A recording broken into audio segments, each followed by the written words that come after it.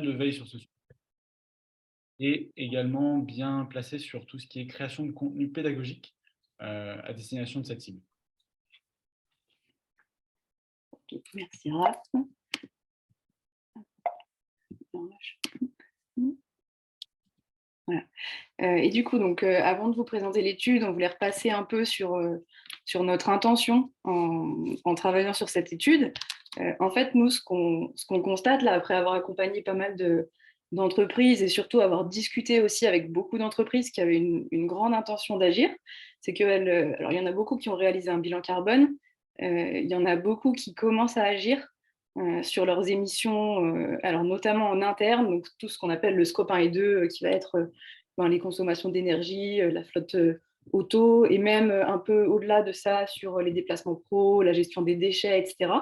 Mais quand il s'agit de passer au cran d'après, à savoir s'attaquer à leur scope 3 externe, leur chaîne de valeur, là, on se rend compte qu'il y a souvent un point bloquant, parce que justement, elles n'ont pas les mêmes ressources qu'un grand groupe, ou alors qu'elles sont confrontées à des blocages inhérents à la structure de leur marché, que ce soit la concurrence ou la réglementation.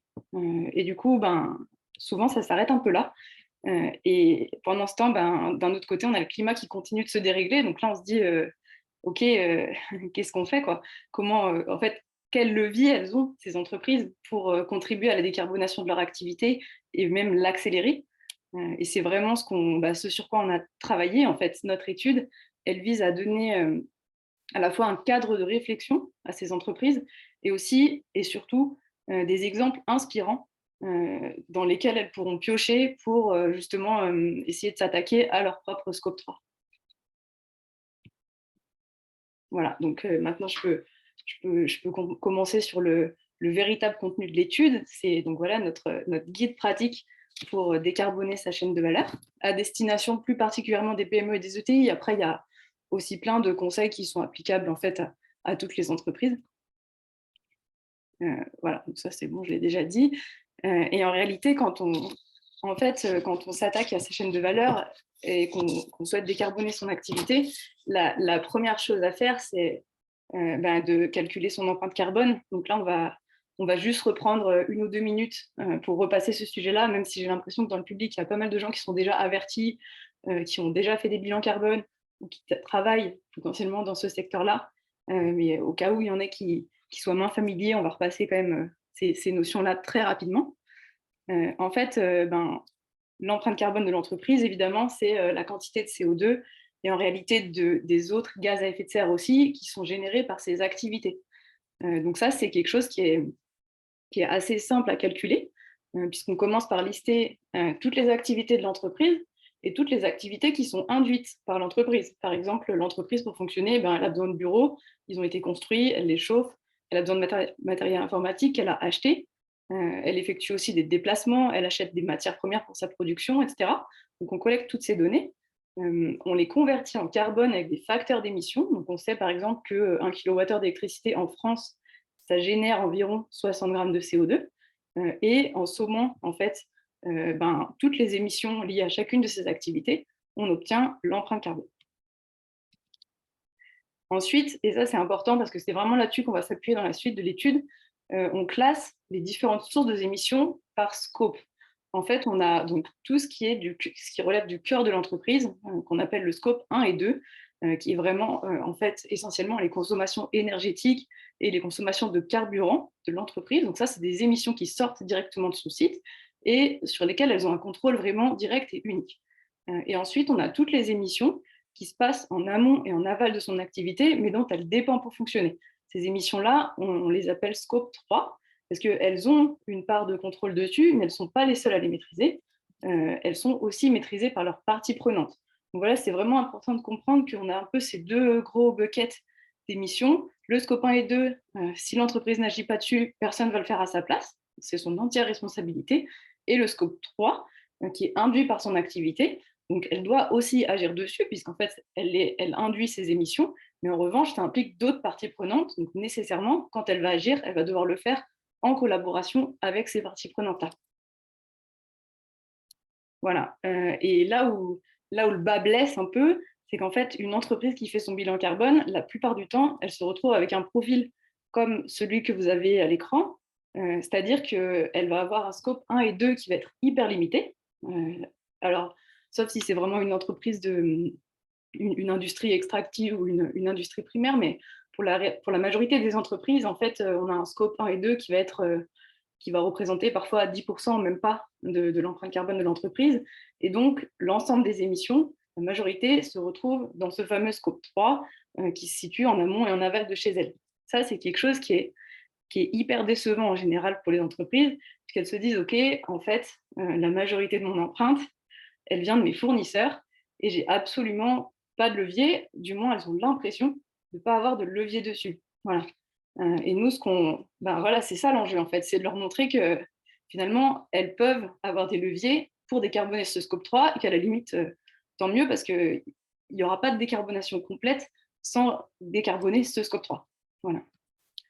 Donc nous, dans l'étude, on a regroupé les leviers d'action en 3 grandes tactiques pour agir sur son scope 3. Et ces tactiques sont également valables quand on est une PME ou une ETI. Donc la première tactique, et ensuite on va rentrer dans le détail, c'est d'agir sur la performance carbone de son fournisseur. Alors là, il y a des choses qu'on peut faire évidemment quand on est un grand groupe, mais il y a aussi des choses qu'on peut faire en tant que PME ou ETI.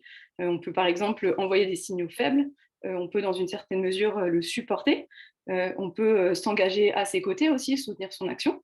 On va vous montrer comment.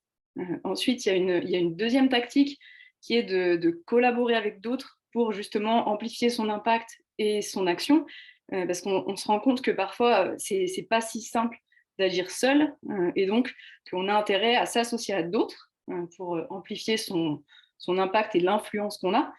Et on a aussi intérêt à chercher du soutien auprès d'autres acteurs, justement, pour essayer de faire bouger plus largement son marché. Et la troisième tactique, c'est repenser son activité plus en profondeur.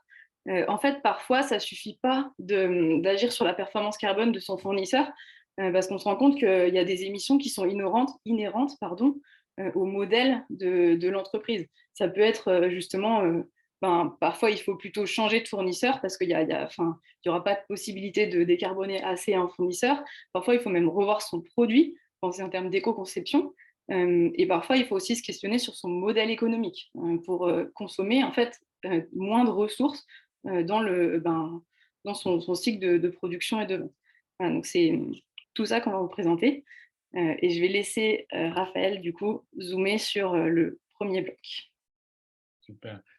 Oui, ce qui est intéressant, c'est que toutes ces tactiques, elles sont vraiment ressorties du terrain, des interviews qu'on a pu faire avec ces PME.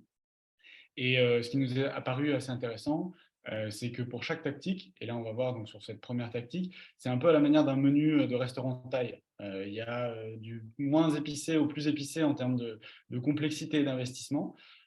Et donc cette première technique, tactique en tout cas que décrivait Anne-Clémence, qui est celle de, avec mes parties prenantes existantes, comment est-ce que je peux agir sur lui, son intensité carbone, comment est-ce que je peux l'inviter et l'aider à faire mieux ce qu'il me fournit actuellement.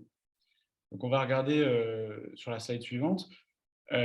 L'enjeu ici, c'est concrètement de partager, en tout cas en premier niveau de piment, disons, de se dire, OK, moi j'ai bien compris où sont mes émissions, à quoi ressemble mon scope 3. Et avec ce constat et cette bonne compréhension, moi je vais aller parler, première étape, et d'informer, communiquer sur ma démarche et justement essayer de partager ce constat. Slide suivante. Donc, ça peut prendre plusieurs formes, que ce soit une communication officielle de l'entreprise, ça peut être aussi par voie dématérialisée avec un email, mais il y a aussi voilà, inviter ses fournisseurs sur site ou un rendez-vous. Typiquement, là, on donne l'exemple d'une des entreprises à qui on a parlé, donc Terra Delis. Peut-être que certains d'entre vous connaissent les merveilleuses glaces de cette marque. Pour eux, en gros, concrètement, l'enjeu, donc fabricant de glace, c'est l'approvisionnement en fruits. Donc concrètement, ce qu'ils ont fait, c'est qu'ils ont convié tous leurs principaux fournisseurs sur site. Alors, ce n'était pas seulement sur le carbone, mais ils en ont profité pour partager leur démarche RSE et du coup, vraiment partager leur vision de façon très transparente avec toute leur chaîne de valeur. Donc ça, c'est un exemple. Ça, in fine, ça permet une chose, et c'est vraiment là que c'est très important, on l'a vu dans les exemples des entreprises avec qui on a parlé, c'est d'initier un dialogue. C'est vraiment le plus important à cette étape-là, surtout quand on est une PME. Je pense que l'exemple qui illustre le mieux ça, c'est une entreprise aussi à qui on a parlé qui s'appelle IsoSign. Donc IsoSign, vous la voyez tous les jours. C'est une entreprise donc, qui fabrique des panneaux de signalisation et du mobilier urbain en ville et sur la route. Cette entreprise, en fait, son enjeu principal, c'est son approvisionnement en métaux, parce que c'est ça qui constitue les panneaux de signalisation. Eux, c'était très simple, en fait. Quand ils ont fait leur bilan carbone, ils ont réalisé une chose, c'est que leurs deux fournisseurs principaux d'aluminium, en volume, c'était aussi ceux qui avaient une intensité carbone la plus forte. Donc eux, ils sont allés de façon très pragmatique. Ils ont convié ces deux fournisseurs, ils leur ont partagé leur analyse et leur ont dit, OK, face à ce constat, qu'est-ce que vous pouvez faire? Et ça a ouvert la discussion et aujourd'hui, ils travaillent à plusieurs pour améliorer cette intensité carbone, qui est essentiellement liée à quelle énergie j'utilise. Là aussi, une conviction qui s'est fait de plus en plus forte au fur et à mesure des discussions qu'on avait avec les gens qu'on a interviewés, c'est l'idée qu'il y a un effet de réseau.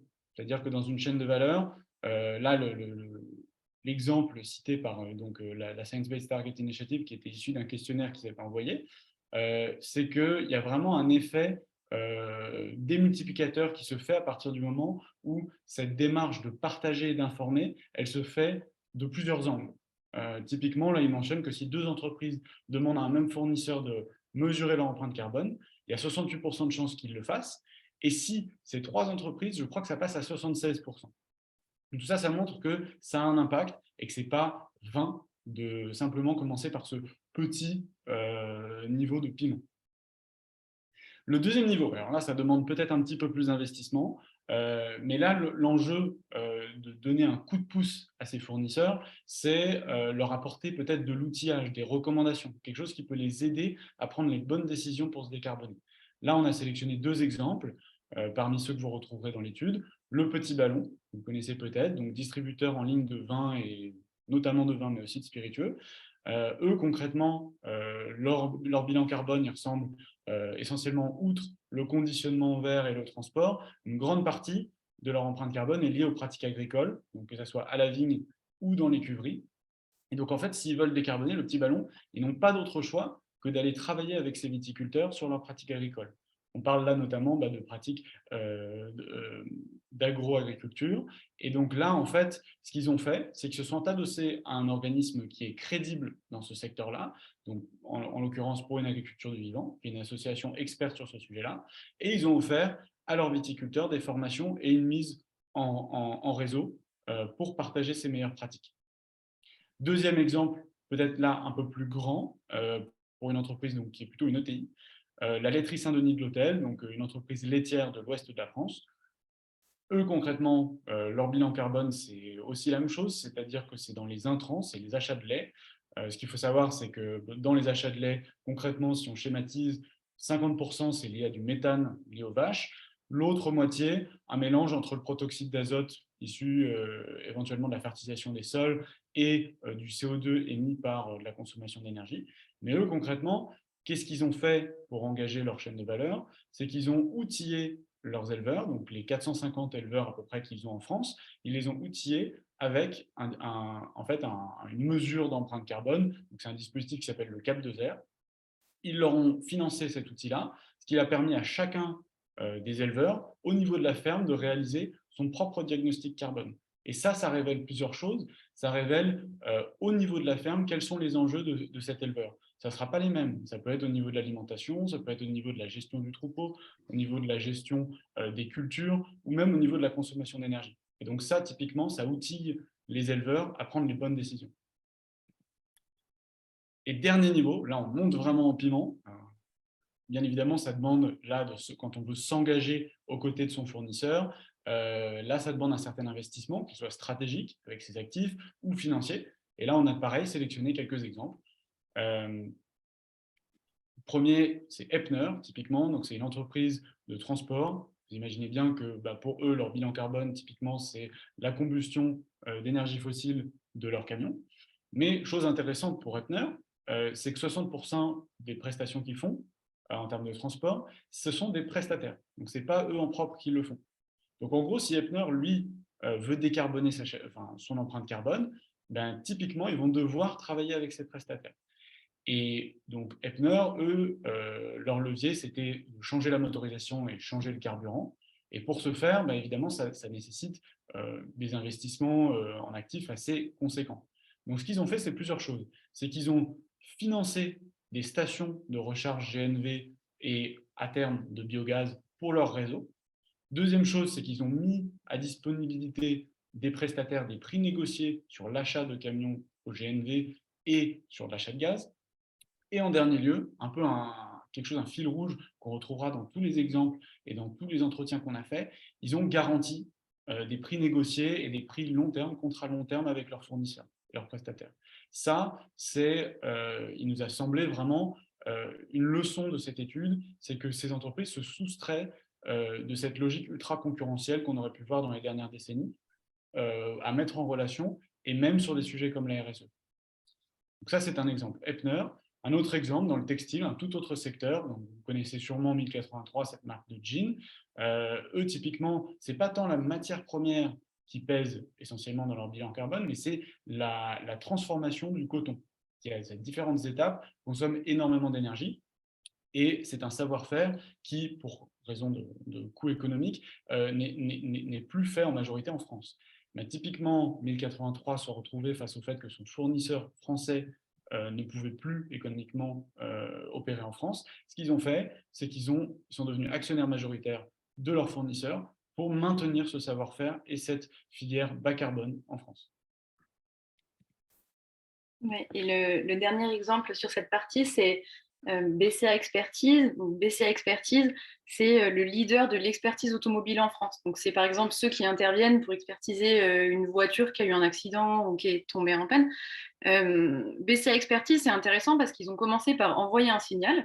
En fait, ils ont une démarche RSE qui comprend notamment un volet sur l'empreinte carbone, et ils ont convié chez eux leurs clients, donc des assureurs, des mutuelles, etc., pour simplement leur présenter leur démarche RSE avec l'objectif de favoriser les échanges et potentiellement les collaborations futures sur le sujet. Et il se trouve que quand ils ont présenté leur stratégie, et notamment sur le volet carbone, le fait qu'ils, du coup, leur enjeu, comme ils se déplacent beaucoup pour les expertises, c'était de réduire le nombre de déplacements, de favoriser l'expertise à distance. Et l'autre enjeu, c'est sur les pièces auto de remplacement qui sont utilisées, que l'expert puisse facilement proposer et installer des pièces issues de l'économie circulaire, en fait, plutôt que des pièces neuves. Ils ont présenté ces deux enjeux à leurs clients.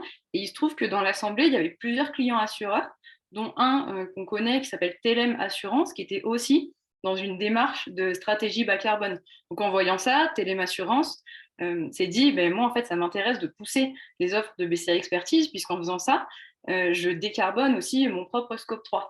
Donc là, aujourd'hui, ce qui se passe, c'est que Telem, par exemple, va favoriser l'acceptation de ces deux offres d'expertise à distance et de l'utilisation de pièces issues de l'économie circulaire par ses clients. Et ils réfléchissent même en ce moment au fait de potentiellement proposer une incitation financière à leurs clients assurés qui accepteront d'utiliser ce type de pièces ou d'autres formes d'incitation. Voilà.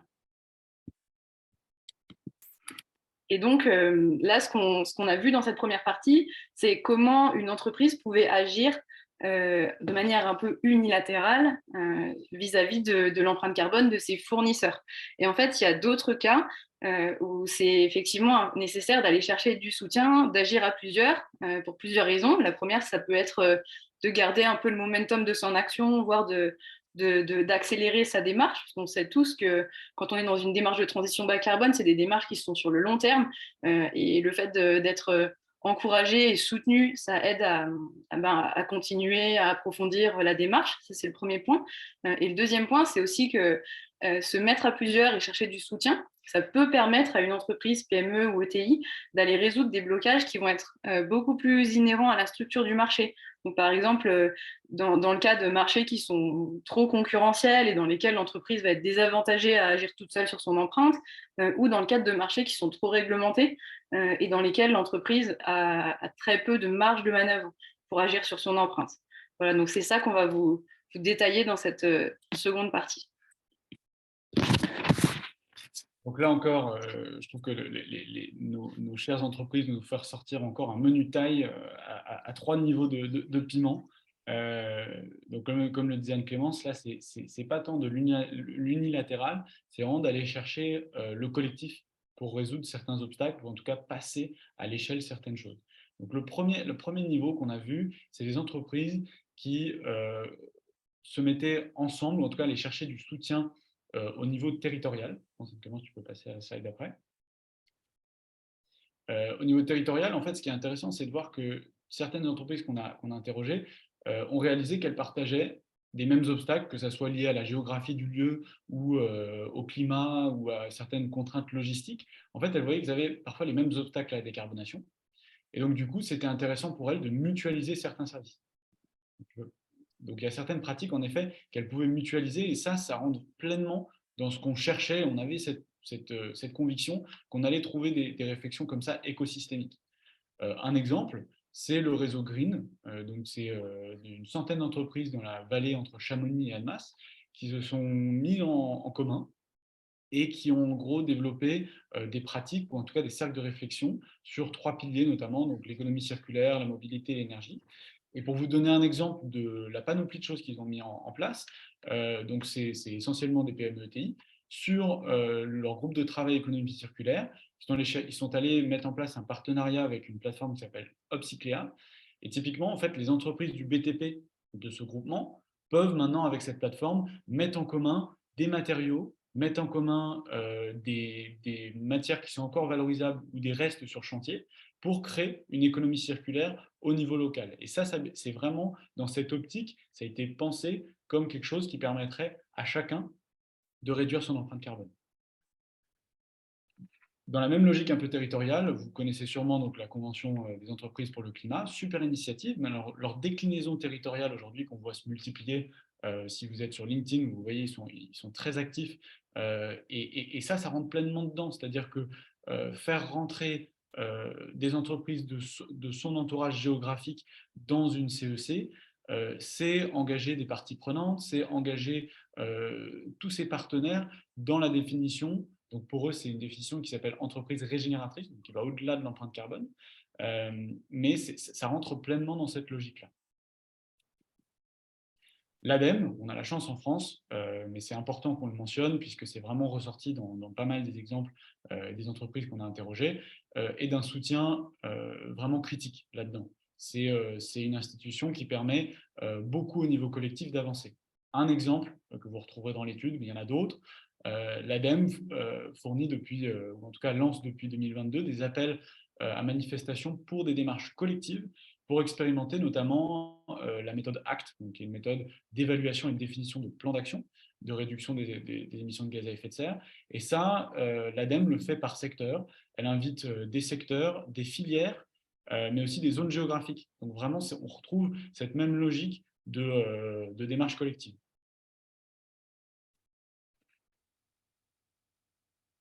Ouais, et du coup, donc là, on a regardé comment chercher du soutien de la part des acteurs territoriaux ou de collectifs locaux.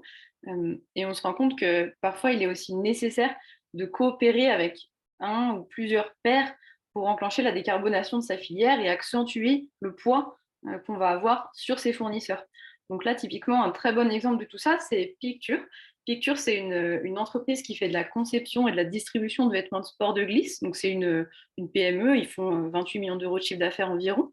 Le principal enjeu carbone de Picture, il est lié à ses approvisionnements. Donc, en fait, la fabrication des vêtements qu'ils sous-traitent, c'est environ 85% de leurs émissions au total. Donc, c'est énorme. Donc, évidemment, en agissant sur leur empreinte carbone, la première chose à faire, c'est d'agir sur ce volet-là. Or, Picture, comme on l'a dit, c'est une entreprise de relativement petite taille, donc ils avaient un poids dans le chiffre d'affaires de leurs fournisseurs qui était assez faible. Et en fait, pour tout de même essayer de peser sur l'empreinte des fournisseurs, ce qu'ils ont fait, c'est qu'ils ont d'abord commencé par identifier les marques de l'industrie textile avec qui ils avaient des partenaires industriels communs, donc des fournisseurs communs en fait. Là, ils ont enclenché des discussions et aujourd'hui, ils ont commencé avec certaines autres marques qui avaient des fournisseurs communs avec eux, notamment Decathlon, à cofinancer des actions, alors premièrement d'audit énergétique, et ensuite de mise en œuvre des recommandations de cet audit énergétique pour décarboner la production de vêtements dans les usines, notamment par exemple en Turquie et à Taïwan, qui sont des pays qui n'ont pas forcément une empreinte carbone de l'électricité aussi bonne que celle de la France. Donc là, ça se traduit concrètement par des mesures, notamment d'installation de panneaux solaires. Voilà. Et alors, on a vu là maintenant que ces actions-là, si je continue sur mon exemple de la filière textile, c'est des actions qui vont avoir un coût. Donc aujourd'hui, évidemment, les entreprises les plus engagées, elles sont prêtes à prendre ce coût. Parce que pour elles, l'engagement climat va au-delà du coût financier et de ce que ça pourrait éventuellement leur rapporter. Mais dans certains secteurs très concurrentiels, et la filière textile en est un, on se rend compte que les entreprises, elles sont aujourd'hui un peu désavantagées à vouloir agir sur leur empreinte carbone. Donc typiquement, ce que je disais, en fait, par exemple pour le textile, pour décarboner leurs activités, il faut soit qu'elles relocalisent leur production dans un pays où l'énergie est moins carbonée, globalement comme la France par exemple, ou qu'elles financent des investissements chez leurs sous-traitants pour leur permettre d'utiliser une énergie qui est moins carbonée. Donc tout ça, ça induit des coûts supplémentaires. Une entreprise qui est réellement aussi dans une démarche de décarbonation, elle va également essayer de produire des vêtements qui sont plus durables. Elle va produire en moins grande quantité. Potentiellement, elle va arrêter de faire des collections multiples, de vendre en promo pour écouler ses stocks, etc. Elle va peut-être perdre de la visibilité et des parts de marché. Donc, ce qu'on voit, c'est qu'en fait, dans un marché où les concurrents de cette entreprise ne prendraient pas les mêmes engagements climat, l'entreprise finirait par être désavantagée économiquement. C'est ce qui s'appelle la prime au vice. Et c'est d'ailleurs souvent un argument, nous, chez certaines des entreprises avec qui on parle, qui nous disent en fait, j'ai peur d'agir parce que j'ai peur que ça mette en péril ma rentabilité et ma viabilité in fine sur mon marché, quoi. Voilà, et donc face à ça, nous, ce qu'on propose, et ce qu'a fait d'ailleurs le collectif En mode climat sur le textile, c'est de se constituer en collectif avec d'autres acteurs de son secteur qui sont aussi prêts à agir pour tout simplement essayer de demander plus de régulation pour son industrie, faire du plaidoyer. Donc là, par exemple, pour En mode climat, c'est un collectif qui comprend 530 membres aujourd'hui, donc ça commence à peser, et ils ont des actions de plaidoyer en cours sur 3 axes importants pour la décarbonation de leur industrie, que sont la réduction du volume de vêtements neufs, la relocalisation des activités textiles et le développement des secteurs du réemploi et de la réparation de vêtements. Voilà. Et enfin, il y a un autre cas où c'est important de se mettre à plusieurs pour agir. On a vu là le cas des entreprises des secteurs concurrentiels et maintenant on regarde un deuxième cas qui est le fait que les secteurs soient parfois trop réglementés et que donc l'entreprise ait peu de marge de manœuvre elle-même pour agir sur son empreinte. Dans ces cas-là, effectivement, c'est important de s'investir dans une initiative sectorielle pour contribuer à faire changer les règles de son marché. Alors là, effectivement, on est vraiment sur du 3 piments. On sait que c'est des actions qui prennent du temps, qui demandent de l'investissement, humain notamment. Mais c'est vrai qu'en face, nous, on remet toujours l'ampleur de l'enjeu, en fait. Et là, typiquement, un bon exemple de tout ça, c'est ce qui se passe en Bourgogne, avec les vins de Bourgogne. Vous savez peut-être, en Bourgogne, en fait, les bouteilles de vin, la taille, la forme de ces bouteilles est assez réglementée. Donc les vignobles eux-mêmes ont assez peu de marge de manœuvre pour agir sur leur conditionnement. Donc c'est là où le rôle des interprofessions, comme l'interprofession des vins de Bourgogne, devient intéressant, puisqu'il permet de mettre en commun des vignerons volontaires pour travailler sur ce sujet, puis de se mettre en lien avec les verriers, justement pour définir avec eux des nouveaux modèles de bouteilles qui pourraient être moins émissifs. Voilà, ce qui nous mène à la tactique 3. Ouais, la tactique 3 qu'on a vu émerger du coup de nos entretiens, c'est évidemment par rapport aux autres une question sur, au fond, là j'ai réfléchi à ce que les autres peuvent faire. Au fond, qu'est-ce qui est dans mes mains? Qu'est-ce qui, moi, de façon structurelle, je peux faire de mon côté? Donc la même chose, un peu 3 échelles, on a essayé de définir un peu 3 échelles de complexité. Le premier, c'est évidemment de changer de fournisseur. Parfois, travailler avec l'existant, c'est pas forcément faisable. Anne-Clément, si tu peux passer à la slide suivante. Donc, c'est pas forcément faisable de travailler toujours avec les mêmes partenaires et c'est parfois plus judicieux, plus efficace face à l'enjeu, comme disait Anne-Clémence, qui est urgent de réduire ses émissions. Parfois, c'est pas faisable. Là, il faudrait, en discutant avec les entreprises, il est paru assez intéressant de distinguer ce qui est des achats stratégiques de non stratégiques. Peut-être sur la slide suivante. Typiquement, ce qu'on appelle donc des produits-services non stratégiques, c'est des achats type services généraux, l'équipement informatique de l'entreprise, la flotte véhicule. Et ça, ce qui est intéressant, c'est vraiment intéressant de le noter dans notre étude, c'est que les entreprises qu'on a interrogées se retrouvaient parfois à pouvoir mutualiser des pratiques d'achat responsables sur ces postes-là, puisqu'en fait, c'est des achats assez standards. Donc, pour changer de fournisseur, et quand on est une PME-TI, on n'a pas forcément le temps d'aller faire de la veille, d'aller trouver, pour ces choses assez standards, des alternatives bas carbone, mais là, un bon moyen, c'est de mutualiser ces pratiques. Et ça, parmi les exemples qu'on cite dans l'étude, il est ressorti qu'un lieu privilégié pour faire ça, c'était l'association Pacte PME, qui met en fait en lien des PME et des grands groupes. Mais en gros, dans ces réunions et dans les formations qu'offre l'association, il se fait pas mal de partage sur ces achats-là. Donc, c'était important de le mentionner. Sur les achats maintenant qui sont stratégiques, donc qui rentrent plus dans la fabrication d'un produit ou qui est vraiment dans le cœur de métier de l'entreprise, pour une PME-TI, bien évidemment, on n'a pas les mêmes leviers qu'une grande entreprise. On ne peut pas switcher du jour au lendemain, on a un business model qu'il faut faire tourner, on a une trésorerie qui fait que ce n'est pas forcément faisable. Et pour ça, un exemple qu'on a trouvé vraiment très illustratif dans nos discussions, c'est l'exemple de Vazar Home, donc Pascal Vazar qui est fondateur de cette entreprise, toute petite entreprise, hein, une vingtaine de personnes dans la région de Vernon. En fait, donc c'est une entreprise d'ébénisterie et d'agencement sur mesure, de cuisine et d'intérieur. Eux, concrètement, ce qu'ils font, cette toute petite entreprise, c'est qu'ils achètent des matériaux à des grands industriels qui fabriquent typiquement les matériaux de crédence ou de plan de travail. Et ces grands industriels fabriquent des matériaux qui sont synthétiques. Et aujourd'hui, quand on est un petit acteur comme Vazar, on n'a strictement aucun poids et aucun mot à dire sur ce qui rentre dans ces produits. Donc, Pascal Vazar, ce qu'il a fait pour son entreprise à ce moment-là, c'est de définir un peu implicitement, hein, mais une tactique qui est de dire, bah, OK, moi je sais que ce que je veux des matériaux biosourcés dans mes produits, et il y a des petits fournisseurs qui le font. Mais en tant que PME, je ne peux pas switcher tout mon carnet de commandes d'un coup.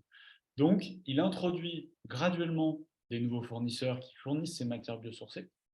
Il donne le temps, et donc il forme aussi son équipe commerciale à le vendre en boutique et à répondre aux questions des clients. Et en fait, quand ils sentent au niveau commercial et au niveau des ventes, ça commence à prendre traction, là, à ce moment-là, il y a la bascule qui s'opère.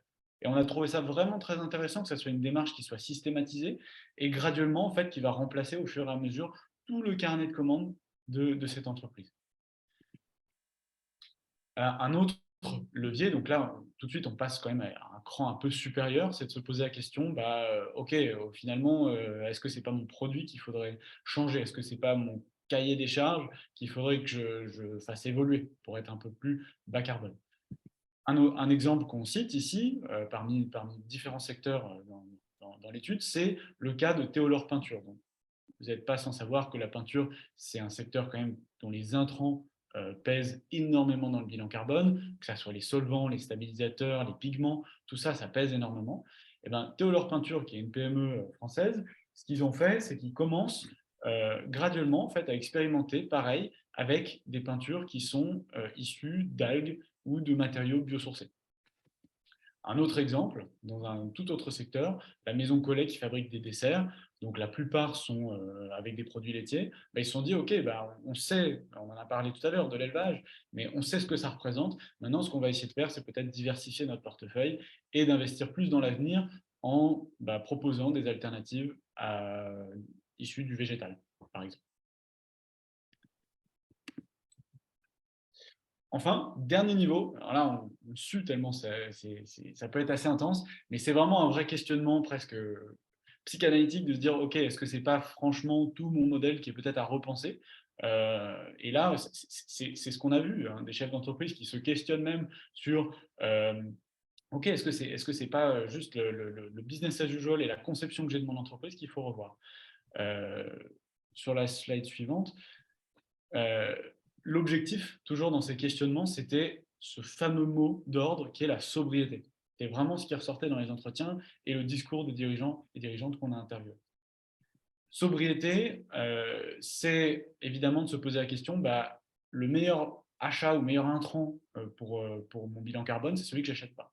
Donc, c'est toujours en fond de se demander, OK, comment est-ce que je peux acheter moins, typiquement en volumétrie. Mais c'est pas que ça. Un modèle qui est plus sobre en consommation de ressources, c'est aussi, et c'est vraiment clairement ressorti dans le discours, ça veut et ça doit être un avantage compétitif. Évidemment, on peut se projeter et se dire, en fait, dans un monde à plus de degrés, certaines ressources seront en pénurie. Donc, avoir un modèle plus économe, c'est aussi un modèle plus résilient. Donc, à terme, un avantage compétitif conséquent. Là, on va vous citer quelques exemples de l'étude. Entretien très intéressant avec Monsieur Croix, donc Olivier Croix, qui est le fondateur de cette entreprise qui s'appelle Cocon. Et là, il nous a parlé, lui, d'un modèle sur la fonctionnalité. On en cite d'autres dans l'étude, mais on a trouvé très intéressant d'en parler. Donc, lui, il fabrique des poêles à bois, son entreprise dans l'ouest de la France. Donc, les poêles à bois, outre la combustion de l'énergie en aval, lui, pour son empreinte carbone amont, ce qui représente une majorité de l'empreinte, c'est des achats évidemment d'acier et de métaux, un peu d'électronique, pour fabriquer ces poêles. Là, lui, il s'est dit, OK, comment est-ce que je peux repenser mon modèle? Mais il s'est dit, OK, je vais peut-être passer à de la location. Je vais louer mes poêles à mes clients, ce qui permet, durant toute la durée de la location, à ces équipes techniques d'être en lien avec les clients, de les aider à mieux entretenir la machine, de mieux l'utiliser, et en fin de vie, de la récupérer en bon état pour enfin la remettre dans la boucle et de gérer comme ça en fait un parc et d'économiser autant d'intrants qui auraient été consommés autrement pour fabriquer des nouveaux poêles. Ça, c'est un exemple. Un deuxième exemple, c'est peut-être quelque chose, rien d'innovant, mais quelque chose qu'on ressort des cartons, qui est un modèle circulaire. Euh, Certains d'entre vous peut-être sont allés à Lyon ou sont lyonnais. Ninkasi, c'est une chaîne de restaurants, mais c'est avant tout une brasserie, une microbrasserie en France. Eh bien, eux, tout comme on en parlait tout à l'heure pour le vin, eux, dans leur empreinte carbone, le verre, c'est ultra significatif. Eh bien, eux, ils se sont dit, OK, il faut qu'on trouve un moyen, avec l'équation économique actuelle, de remettre en place un système de consigne. Et pour ce faire, c'est une expertise qu'ils n'ont pas forcément, mais en gros, ils se sont adossés à un expert. Il y a des prestataires aujourd'hui spécialisés dans la mise en place logistique et opérationnelle de la consigne. Ça demande aussi de revoir le modèle de bouteille, l'épaisseur du verre et toute la logistique qu'il y a derrière. Un autre et peut-être dernier volet, c'est aussi de penser à un modèle éventuellement qui est de fait et de base plus économe en ressources, plus sobre. Là, on a trouvé dans les discussions que ce qui représentait plus cet aspect-là, c'est nos interlocuteurs côté BTP. De base, dans le BTP, ce qui consomme ou ce qui émet le plus, c'est l'étape de fabrication. Presque la moitié de l'empreinte carbone, c'est lié aux matériaux que j'utilise pour fabriquer mon bâtiment. Eh bien, dans les deux cas, que ce soit Ideal Group ou Mazo, ils se sont dit, OK, nous, c'est très clair, il faut qu'on réoriente notre business vers la rénovation. C'est autant d'intrants que j'économise. Et Ideal Group, ils sont allés jusqu'à revoir complètement leur mission. Je vous invite vraiment à aller voir leur site pour se réorienter vers une activité de rénovation de logements anciens en centre-ville. Mazo est peut-être un petit peu en amont dans le cycle, mais ils se disent, OK, c'est un marché d'avenir pour nous. On forme nos équipes pour, à terme, faire ça dans notre activité. Donc, on est conscient que ça demande beaucoup d'investissement, que ce sont des choses qui ne sont pas évidentes, mais la preuve étant, vraiment en discutant avec ces chefs d'entreprise, que pour une PME ETI, c'est tout à fait envisageable de repenser des modèles aussi ambitieux que ça. Ouais, et du coup, donc pour résumer là, ce qu'on a essayé de montrer dans cette étude, donc on a bien 3 grandes tactiques. La première étant qu'on peut agir, même en tant que PME ETI, de manière unilatérale sur la performance carbone de son fournisseur. La deuxième, c'est que c'est aussi intéressant d'aller chercher du soutien et de s'allier avec d'autres, que ce soit pour amplifier son impact ou pour lever des blocages qui sont structurels, inhérents à votre marché. Et la troisième tactique, c'est au-delà de ce qu'on peut faire avec ses fournisseurs actuels, tout seul ou en collaboration, on peut aussi repenser son activité un peu plus en profondeur, que ce soit au niveau du choix des fournisseurs, de son cahier des charges produits ou de son modèle d'affaires, comme ce qu'a présenté Raphaël en tout dernier. Voilà. Donc du coup, maintenant qu'on a présenté ça, on espère que ça vous aura inspiré en tant qu'entreprise, que vous pourrez piocher à droite à gauche des idées, des exemples, que vous pourrez vous inspirer aussi de ce canevas en 3 tactiques et en sous-tactiques avec des niveaux pour démarrer une démarche climat et une démarche d'action sur votre scope 3. Effectivement, je réponds là parce qu'il y a eu un commentaire dans le chat.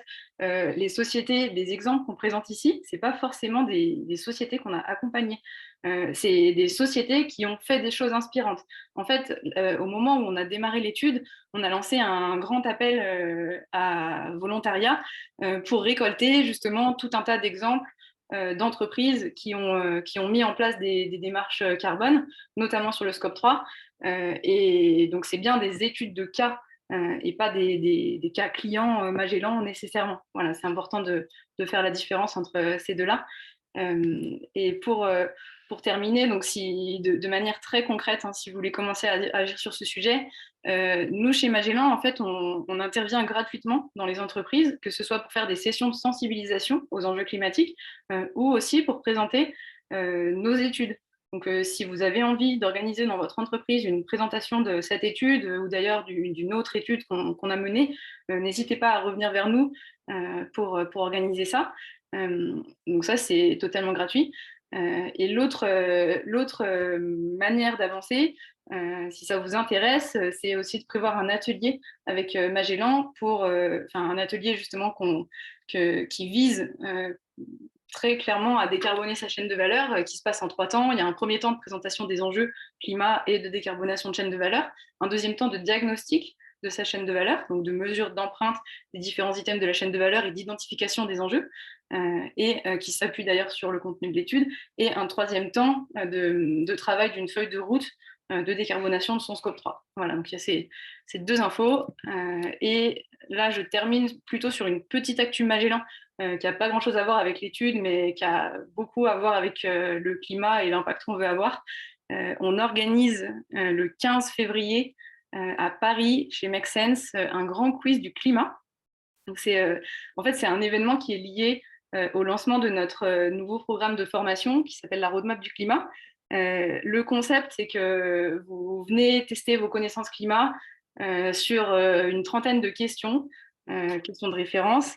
Vous pouvez vous confronter au reste de l'audience et les meilleurs seront aussi confrontés à la fin à un invité mystère qui est spécialiste du climat pour confronter ses connaissances. Donc, n'hésitez pas à vous inscrire, ça devrait être très sympa et ce sera l'occasion aussi de vous rencontrer. Voilà, il nous reste du coup 10 minutes. C'est parfait. Si on a des questions, on peut les prendre maintenant. Je regarde. Avant juste de prendre les questions, Anne-Clémence, je voulais aussi, si certains sont là, remercier aussi toutes les personnes qui nous ont mis en relation avec toutes ces dirigeants et dirigeantes hyper inspirantes, car c'est grâce aussi à la communauté de consultants climat qu'on a aussi eu accès à ces témoignages. Donc vraiment, merci à vous si certains d'entre vous sont présents. Ouais. Alors, du coup, si je regarde les questions qu'on a, alors Thomas qui nous dit les PME ETI sont-elles en retard par rapport aux grands groupes en matière de décarbonation? Effectivement, elles ne sont pas du tout assujetties aux mêmes réglementations. D'ailleurs, la plupart sont assujetties à aucune réglementation aujourd'hui, ce qui paraît absurde, mais c'est le cas. La bonne nouvelle, c'est que du coup, quand elles décident d'agir pour le climat, elles ne le font pas pour la réglementation. Elles le font en général parce qu'elles sont convaincues de l'intérêt de ce sujet. Et souvent, c'est ce qui fait qu'avec cet engagement, on arrive à aller plus loin avec celles avec qui on travaille que ce qu'on aurait pu faire avec des entreprises qui sont motivées que par la réglementation. Après, effectivement, on constate que ce n'est pas encore l'intégralité des PME et des ETI qui sont engagées sur ce sujet. Il y avait une question, mais alors c'est Célia encore, donc je pense que c'est quelqu'un d'autre qui pose. Je crois que la question tourne autour de comment partager le coût en fait humain que ça représente en fait d'aller collaborer avec sa chaîne de valeur. Est-ce qu'il y a des aides là-dessus? Je pense que je réponds avec ce qu'on a pu montrer dans cette étude, c'est que ça, c'est ce qu'on appelle un peu les coûts de transaction. Quand on va mettre en place ces stratégies à l'échelle d'une chaîne de valeur, il y a bien évidemment du travail et du temps humain qui doit être fait, de la coordination. Les nouveaux, par exemple, quand on change de fournisseur, même pour une PME ETI, c'est énormément de coûts. Et bien tout ça, je pense que dans les exemples que vous retrouverez dans l'étude, c'est bien montré que pour les différents niveaux de complexité, il y a des moyens de partager cette valeur. Mais quand on est, c'est aussi à soi de se dire, OK, qui est le donneur d'ordre, qui a le plus grand pouvoir pour le faire. Il y a souvent un leader, en tout cas, dans ce genre de démarche, c'est sûr. Ouais. Ensuite, il y a une question. Faites-vous une différence entre PME et ETI dans la capacité à agir ou à se positionner sur l'une des 3 tactiques? Et effectivement, quand on parle de PME ETI, le périmètre est très large parce que d'un côté, on va avoir Bazar Home qu'on vous a présenté et qui fait, je crois, Raphaël, dis-moi si je me trompe, mais 2 millions d'euros de chiffre d'affaires. Et de l'autre, on a la laiterie de Saint-Denis de l'Hôtel qui en fait plutôt de 900 millions. Donc évidemment, on n'a pas le même poids et les mêmes leviers. Ce qu'on constate, c'est que quand on est plutôt une PME, on a intérêt. Alors, dans tous les cas, on peut envoyer des signaux et réaliser toutes les premières étapes là, avec les 1 piment. Ça, peu importe en fait qu'on soit une PME ou une ETI. Ensuite, quand on est une PME, on a plutôt intérêt à s'allier. D'ailleurs, c'est un peu le réflexe qu'ont les petites entreprises engagées, c'est d'aller s'allier à un plus gros ou d'aller s'allier à d'autres petits pour amplifier l'impact de leurs actions. Ensuite, je me demande sur la dernière tactique, la 3, je pense que nous, on a eu des exemples de tout type d'entreprises, pour le coup, qui ont été amenées à repenser leur cahier des charges et leur modèle. Il ne me semble pas qu'il y ait un critère de taille nécessairement. Chloé pose une question sur est-ce qu'on a des exemples d'entreprises qui travaillent dans le secteur du service? Est-ce que les stratégies sont aussi pertinentes? Je pense, Anne-Clémence, tu pourras me compléter. Nous, typiquement, on a pu travailler par exemple avec une entreprise qui s'appelle Amenities dans le secteur du tourisme. C'est une plateforme logicielle. Leur empreinte carbone scope 1-2 est très très faible, vous l'imaginez, parce qu'en fait, ils ont une plateforme pour aider les hôteliers à gérer leurs réservations et leurs hôtels. Donc, leur scope 3 et leur chaîne de valeur, c'est essentiellement l'empreinte carbone de leurs clients. Et pour ce faire, ils ont développé des guides sectoriels et des fonctionnalités dans leur outil qui permettent aux hôteliers de gérer aussi leur empreinte carbone. Donc on est toujours dans les mêmes logiques de pousser à son écosystème des choses, et il y a différents leviers. Là, on serait peut-être à un piment 2, mais il y a les entreprises de services en soi ont toujours à un moment un lien avec des flux physiques. Ouais, il y a une autre question de Cédric qui demande, dans ce qu'on présente sur la mise en œuvre des actions, la recherche de solutions, est-ce que ça fait partie du process bilan carbone ou est-ce que c'est une prestation qui le suit? Alors, ce qui est sûr, c'est que ce qui fait partie du process bilan carbone, c'est la mesure d'empreinte sur les 3 scopes. Donc, on fait un diagnostic carbone de l'empreinte carbone de la chaîne de valeur de l'entreprise à ce moment-là, et on élabore un plan d'action. Ensuite, ce qui suit, effectivement, et là qui sort du process bilan carbone, c'est comment on va plus loin dans la mise en œuvre de ce plan. En réalité, nous, ce qu'on constate avec les PME et les ETI qu'on accompagne, c'est que à court terme, elles ont tendance à commencer avec des actions justement qui se passent plutôt en interne, sur leur scope 1 et 2, leur consommation énergétique, leur flotte de véhicules, les déplacements pro. Et une fois qu'elles ont mis en place ces actions en interne qui sont déjà intéressantes et souvent structurantes, elles vont initier des actions sur le scope 3. Et là, effectivement, ça peut être bien d'inscrire ça typiquement dans une démarche acte pas à pas qui permet vraiment d'accompagner l'entreprise sur le temps long et de la guider dans ces actions qui prennent du temps, qui peuvent prendre plusieurs mois, voire plusieurs années. Il y avait une question sur est-ce que donc, les PME, est-ce que c'est souvent le donneur d'ordre qui fait ruisseler, qui mène la danse, ou est-ce que les entreprises de petite taille? Je pense que là, avec les exemples qu'on a donnés, ça montre aussi que tout le monde peut faire quelque chose.